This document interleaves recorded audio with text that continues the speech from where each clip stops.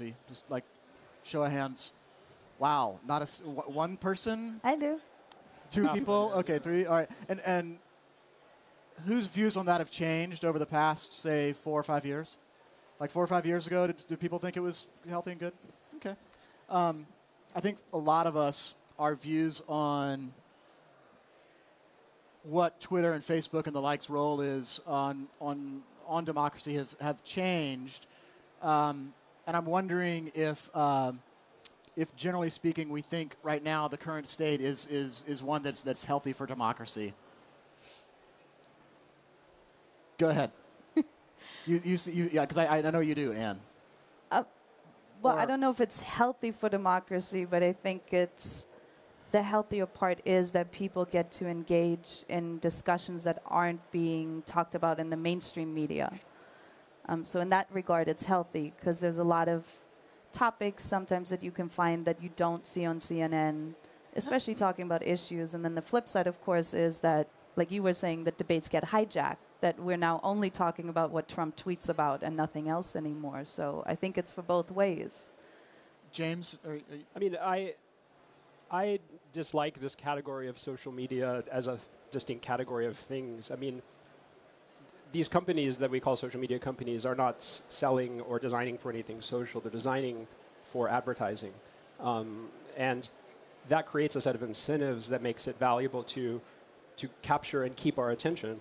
And in order to keep our attention, design has to continually appeal to the lower and lower parts of ourselves, exploit our various psychological biases, privileging kind of our impulses over our intentions. And to the extent that democracy requires a kind of considered, reflective thinking, I think it seems to me this whole, it's sometimes called the attention economy, as it's sometimes called. I think it's just structurally incompatible with the assumptions of democracy, at least in kind of Western liberal democracies as we have had them the last few hundred years.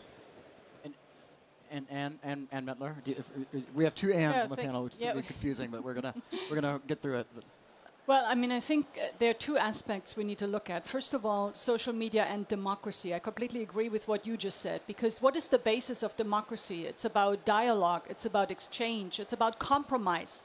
Compromise is not a dirty word, I mean, this is what now leads to the illiberalism that we are seeing, that people no longer want to engage in compromise, in exchange, in dialogue. And part of that is certainly the echo chambers that are created through social media. So I think it was Commissioner Vestager who said yesterday, we need to sort of rebuild our democracy. I agree with that. We need to really, really look at what's happening in social media and how it impacts the very essence of our democracy. And in regards to that, I also agree that social media is not really media. We need to look at media is not just like any other sector of the economy. Media is the backbone of our democracy because media helps us to understand the world and make sense of it all.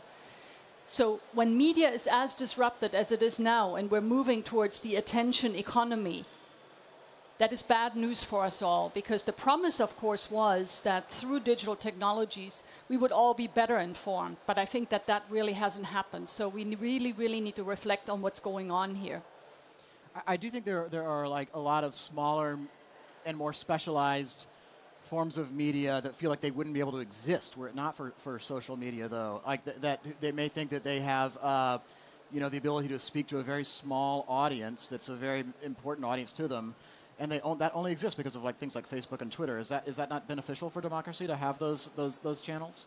That is, but can that outweigh the downsides that we have seen when really large and established media companies are completely disrupted? So I see the point that you are making, but we need to really understand that if media is only a business and only sells advertising and is reduced to just that, what that does. I am convinced that it hasn't been as disruptive in Europe because Europe has public media channels that are very well funded and make sure that sort of real news gets to the people. And I think that is really important. I shudder to think of a place where all of the media is just commercially driven. I think that is really something not to aspire to. Yeah. I actually would have thought Brexit was hugely disruptive to Europe and certainly to the UK. Where there is public media, But do you think that these tools, whatever you want to call them, if not social media, like Facebook, like Twitter, would, like if they didn't have advertising, would they be in some way better? Well, no, but I mean, look at, for instance, France. The same thing that happened in the US and also to some extent in the UK was tried in France. Macron's campaign was hacked. There was a lot of disinformation. It didn't work out. The good candidate won. We had a similar phenomenon in the Netherlands. So I think partly people have maybe learned from these examples and said, you know, we're not going to be completely derailed by this. But nonetheless, I'm saying a better reflection about the role of media and the importance of media to democracy is important. That's the only point that I am making. And you spoke earlier when we were backstage about Standing Rock and the ability to gain attention for it via social media. Can you sort of give us your thoughts on that? Like it was an important tool for you, right? It was an important organizing and attention-gathering tool. Is that correct?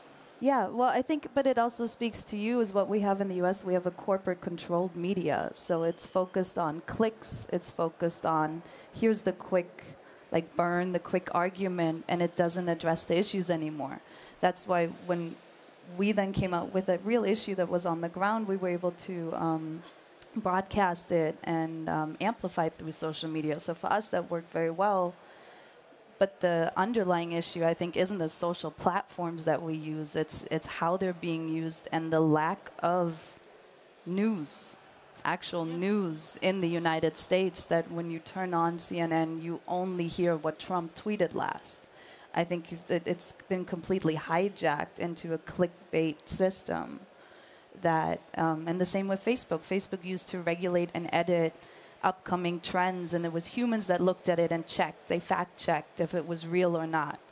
And they let that department go 2 years ago to replace it with an algorithm, which then led to those echo chambers, and you only seeing what you want to see, and that was really hurtful.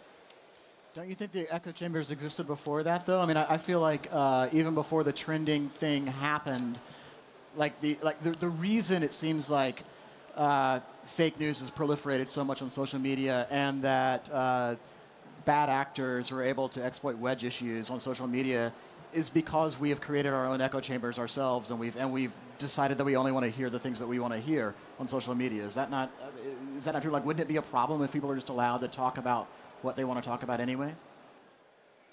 Sure, but if I just look at my feed, I only see 15 people now, maybe 25.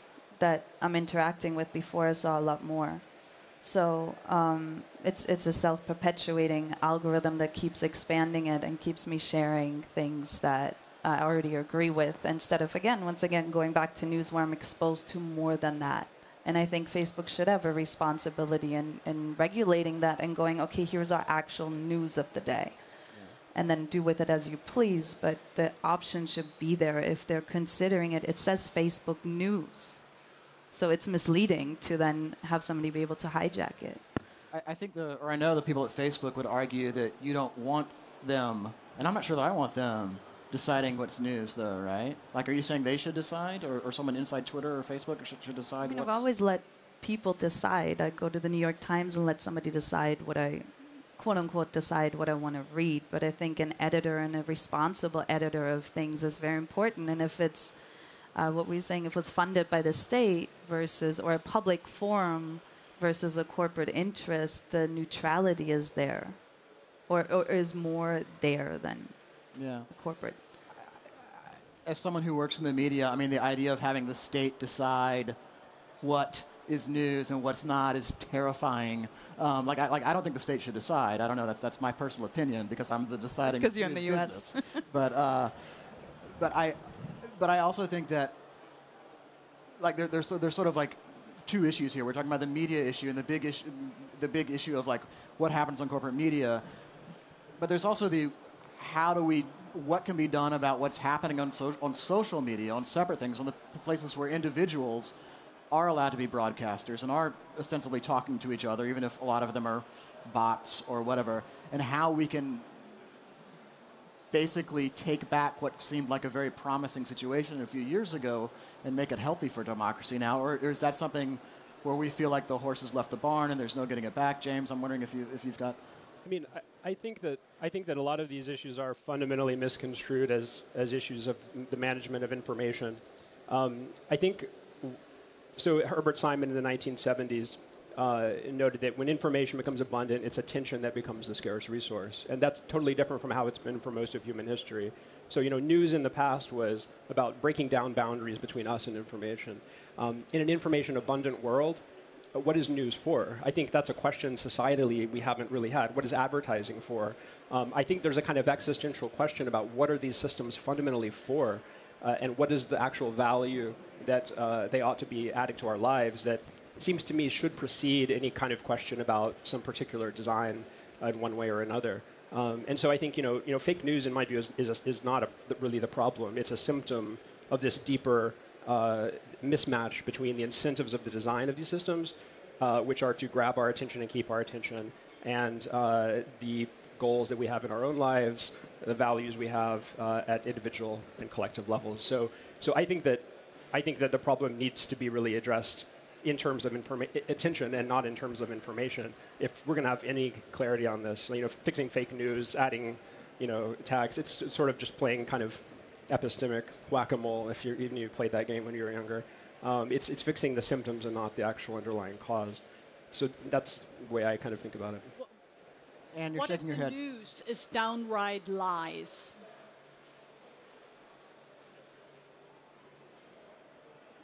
Is that in terms of? I mean, do you understand that disinformation is now an act of warfare? But so I guess I think we all know that, right? Like it's happening. No, I don't think we understand the scale of it. But the majority of the people who share something on social media don't actually read it before they share it. So we need to. So one way to look at it is what's happening is the exchange and comprehension of information. I don't think that's primarily what's happening here. I think what's happening is interperson social signaling. That's, I think, the real thing that's happening, and that's the engine of a lot of these dynamics that incentivizes the creation of fake news to begin with. I mean, it's just the reason there's fake news is because it's easier to come up with something fake that grabs people's attention than something true, because if it was true, then you have to validate it. So I think we need to really be clear on what the actual threats to democracy are, and I don't think it's misinformation or fake news. We've always had things like that. You strongly disagree, I can see. Well, it's now on a different scale. I mean, I agree with you. Disinformation has always existed, but it is now on a scale that is just different, because you can share it so quickly, you can spread it so quickly, and it's not just a disinformation for political purposes. People are making money off of it. You know that in the U.S. presidential elections, there were a couple of teenagers in Macedonia who made a lot of money just spreading lies. I mean, so I think we've been really quite naive about a lot of this, and it is precisely because democracies are so open, liberal democracies, we want to be understanding of everything, that we are so vulnerable to this kind of disruption. And mind you, that disinformation is only one way to disrupt Western democracies. There's many other ways of doing it, whether it's through economic espionage, whether it's through attacks on critical infrastructure, whether it's using terrorists using digital technologies. Almost everything that is happening right now in the world has a that's going wrong, has a digital component to it. So we need to put all of this together and not only look at it sort of in silos, and I want to be clear, I'm a digital optimist. I've been an advocate for digital technologies almost my entire life, but I'm slowly turning from a digital optimist into a digital pessimist, because I think we've been incredibly naive about some of what's been happening here. I think it's the story of a lot of people now who've gone from optimism to pessimism. And I'm wondering, like the title of this panel is a new accountability. Like, is there a way to hold, is there an effective way to hold the Facebooks and the Twitters accountable for what's happening there on their platforms? Like, should they be held accountable for fake news? Of course. You think that public policy, I don't know exactly how, but public policy has woken up to this on both sides of the Atlantic, by the way. And I know that we at the European Commission are going to be taking some actions, not necessarily legislative, but at least to better understand the phenomenon and to look into it. So this is certainly going to be happening, yeah. Because as I said, I mean, I'm all for digital technologies, but not at the expense of our democracies. And I want to also be clear, I don't think this is only about the platforms. This is as much about the users themselves, because it's a privilege to live in a democracy. So we also have certain, as users, certain responsibilities. And one of them is certainly not to spread lies or to abuse social media for hate speech or like, stuff like this. There are a lot of movements that might not have happened over the past several years were it not for social media. I think Black Lives Matter was an example of one where there was Twitter was used to great strength as an organizational tool. Facebook was used as a great organizational tool for a lot of the women's marches that happened in the United States right after the election. And by nature, these are like very political issues, right? And a lot of what we're seeing happening and that we're talking about as being a wedge issue or being bad is to some extent an issue that's very partisan. And how do you protect these things that are very partisan, maybe even hyper-partisan, and protect that sort of speech and activity, and yet not allow overt disinformation? And maybe you might have some thoughts on this since it's something that you've participated in. I mean, the partisan part, I think, we're always going to have, because people are always going to disagree, and dialogue and confrontation is necessary in any democracy. We should be able to talk openly. I think what's dangerous is when, I mean, in Germany, Facebook was allowed into the country with the understanding and agreement that they would censor hate speech as it's defined in Germany, meaning you cannot threaten somebody's life. We were just talking about that backstage. I think that's very necessary. The fact that somebody can just tweet at me saying, I want to kill you or rape you or murder you is perfectly okay, but I can't use the hashtag BLM and Libya in one sentence and I get censored on Twitter, to me is absolutely crazy.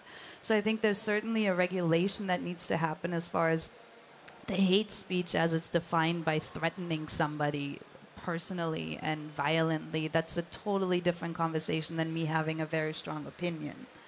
And I think, again, that's also an underlying issue. Like, we've been perpetuated by this social media age to be really quick, to have the 140 characters, to not get into a debate, to just have a quick comeback and then move on is very... it's not good for democracy in an actual debate that needs to happen and with underlying issues like you were saying, and it's the next advertisement that redirects you, and then it's here and it's been constructed for that. It's the gaming system that's under all these platforms that they could easily address and have us get off of social media and into a restaurant and sit down with somebody and talk, but that's not how it's designed. So I think there's an accountability that needs to happen on those platforms. And, you were saying when Twitter was asked to come testify, they sent their lawyers. There was no CEO going, what hashtags did you censor? What was your involvement in the primaries and the election? It was just neglected because it's not important because the U.S. is ruled by money. So they're not about values. They're about making money. And that needs to be addressed. It needs to be openly said that that's the primarily focus of these platforms right now is to make money. I think the sense in which we need to think about accountability right now is, to use a metaphor from the environmental movement. I think, there was a period where people realized there's kind of some pollution going on. Our streams, our rivers seem a little bit dirtier. We don't exactly know why or what the impact is. And we started to measure it, started to take into account the externalities of this system that had been beneficial in many ways. I think that's where we are right now with this attention economy question. We realize on some level in our own lives, I'm more distracted than I used to be, but at the collective level, something is happening with democracy. And I think we're starting to sort of understand, how should we even talk about these problems? How should we conceptually grapple with them? And then, once we can then start to measure them and really be clear about what the standards are, then I think, accountability requires some standard to which one can be accountable. I think at the end of the day, I think there's a tendency and a temptation to want to blame tech companies, people who work at tech companies, and just give into this whole process of outrage even more. I think an important distinction is between ethics of individual actors and what Luciano Floridi, the philosopher at Oxford in my department, calls infra-ethics, or the ethics of the infrastructure. At the end of the day, I don't see a way out of this until we reform the systemic incentives to capture and direct people's attention wholesale. I mean, what we essentially have is a large-scale industrialization of psychological persuasion. And I think until, as a society, we have the conversation about what kinds of psychological persuasion, manipulation are acceptable as business models and which ones aren't, I don't really see a kind of sustainable way to move past a lot of this. Ant's getting a little mic fix here, but I'm wondering if when we talk about the attention economy, one thing that President Trump has been very good at is commanding attention. There are also a lot of people who argue that some of the stuff that he says on there could be construed as inciting violence or as being a threat. Should he have that kind of platform? Like, should he be allowed to stay on there if he's doing those things? I mean, I think I would think of it, the direction of causality as different. I think we have him because we have that platform. If all of these things coming at us every day are these informational packets, and one is, what did Beyonce wear at her concert yesterday? Another is an email from my mom. Another is, Donald Trump. It all has to kind of compete for my attention on the same playing field. And so whichever one is most good, is best at grabbing my attention, is most outrageous, is going to win. And I think this is in large part, it was a lot of his appeal, and this is the wave he rode to get to where he is now. So, I think, and I said this before the election, I think it's far more important thing that we reform these systemic incentives and dynamics than we kind of make individual decisions about people who are already in power. I think it's more important to reform the attention economy than to have prevented a Trump presidency by far. We're going to open up to questions in just a moment here, but before we do, and I'm wondering, what do you think? In the U.S. right now, there's a lot of there are a lot of questions being asked as to why the platforms didn't do more to prevent sort of obvious intrusions by bad actors, by bad state-sponsored actors. And there don't seem to be a lot of good answers that are coming from the companies themselves. And I'm wondering, from a governmental point of view, what do you think they could or should have been doing differently to prevent those type of actions, or what could they be doing differently going forward? Last year I spoke here at a panel, Will Technology Kill Democracy? And I have to say, speaking about it then and knowing what I know now, I have to say I cannot believe that we didn't pay attention to all that must have been going on at that time. And it's been sort of drip, drip, drip over the last couple of months, everything that came out. And it's been, frankly, very, very surprising. I mean, I want to give the companies the benefit of the doubt that maybe they didn't understand what was going on. But in hindsight, I have to say I see a little bit of neglect, a little bit of naivete. And I understand when you sit in Silicon Valley, it's probably hard to understand the dynamics of Russia. I mean, I understand that. But nonetheless, that's not an excuse. And I will say, I think I said it before, policymakers on both sides of the Atlantic have now woken up to this. I can say that my boss, President Juncker, is very concerned about it. We have a new digital commissioner who, in her mission letter, was tasked to look into this. So this is going to become a real focus for us going forward because, as I said, we're all for digital technologies, but not at the expense of our democracy. So this is not only the responsibilities of these companies, but to some extent, I mean, they certainly have their role to play. But we need to rethink a little bit democracy and how it can function. Because I have no illusion, social media is here to stay. Digital technologies are here to stay. So we need to make it work for us. It's about people. It's what Commissioner Vestager said yesterday. It's not about the technology, it's about people. And I think we need to go back to that. And with that, we've got a few minutes for questions, if anybody has one. John here? Or I'm sorry, yeah. Just a question for James. I was wondering what you thought a reformation of the attention economy would look like after it happened, and what steps you think need to be taken to achieve it. Yeah, I think one of the big kind of schisms at the heart of all this is that there's kind of what designers, technology companies say they're trying to promote in our lives. And then, you look at the actual dashboards and the design meetings, it's a very different thing. It's these engagement metrics, clicks, impressions, et cetera. So I think there's a very straightforward kind of issue of kind of transparency that could happen in the near term. Longer term, I think it means moving this thing that we call advertising, which is very different from what it was even 50 years ago, moving it away from just sort of indiscriminately capturing people's attention and moving it towards supporting people's intentions. And so I think the more that we can kind of use regulation, use design, whatever tools we have at our disposal to kind of affect that alignment of goals of the system, of our goals, of society, I think that's the way to go. There's a project I'm involved with called Time Well Spent that is it's working on many of these issues. timewellspent.io is our website. I'd give a plug for that. So, but yeah, broadly, that's I think my answer. I think that's a question. Wouldn't public financing of campaigns address a lot of these issues? As far as taking the money out of politics? No. Or As far as if campaigns had limited resources to spend and there were much greater regulations as to how those dollars were spent, there would be insight as to where they were going, and a lot of these issues we wouldn't be having this conversation. No, you would still be having the conversation because we have publicly financed campaign, but you're still going to have the disinformation and all of that. But I do agree it does help, and I would say as one of the definite things that needs to go forward, when there is political advertising, we need to know who's paying for it. I think that's sort of the minimal amount of transparency that is required here, you know. And if someone pays in rubles, maybe it should raise some eyebrows. Could I add to that, though? Like, I think we would be having this conversation because not all advertising is paid for in money.